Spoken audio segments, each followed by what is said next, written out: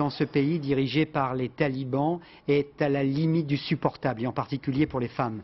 Dorothée Oliéric et Gilles Jacquier reviennent de ce pays, ils sont avec nous sur ce plateau. Ils ont eu énormément de mal à tourner les séquences que vous allez suivre maintenant.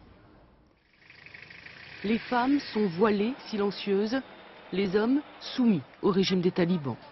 Mais au détour des ruelles, on peut rencontrer à Kaboul des formes de résistance. Si les talibans viennent ici, ils me puniront. Comment? Ils m'enverront en prison. Son crime, réparer des téléviseurs dans un pays où la télé est interdite. À cause de cela, l'homme a déjà fait 2 fois de la prison, mais pour lui, résister, c'est vivre. Est-ce que beaucoup de gens regardent la télé en secret? Oui, bien sûr. Et des talibans aussi. Officiellement, pourtant, les talibans ont instauré des règles extrêmement strictes qui régissent le quotidien des Afghans. Depuis 5 ans maintenant, l'éducation pour les jeunes filles et le travail des femmes sont interdits et la population se réfugie dans le silence. Dans ce quartier pauvre de Kaboul, nous avons rencontré une famille qui a choisi de témoigner à visage découvert. Les talibans, ils les ont accueillis avec espoir après plus de 20 ans de guerre. Avant, les moudjahidines volaient et arrêtaient beaucoup de gens. Des femmes et des jeunes filles étaient enlevées, violées.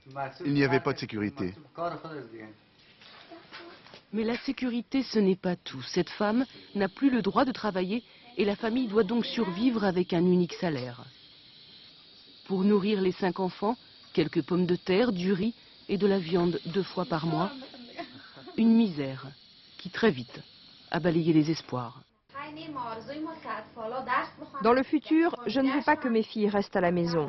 Je veux qu'elles puissent étudier et travailler. C'est mon plus grand désir. Tous les soirs, à 21h, heure du couvre-feu, la capitale afghane s'enfonce dans les ténèbres et le silence. Quelque part dans Kaboul endormi, les mots d'un homme nous ont bouleversés. Il a peur, il a choisi de garder l'anonymat, mais il veut que le monde sache. Ici, il n'y a pas d'éducation, pas de sécurité, pas de vie, pas de liberté de parole.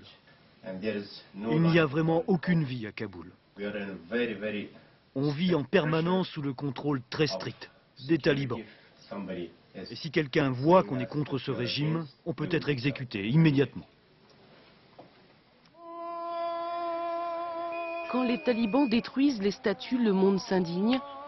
Mais à Kaboul, quand le jour se lève sur tant d'interdictions et de souffrances, les cris souvent se perdent jusque dans les steppes.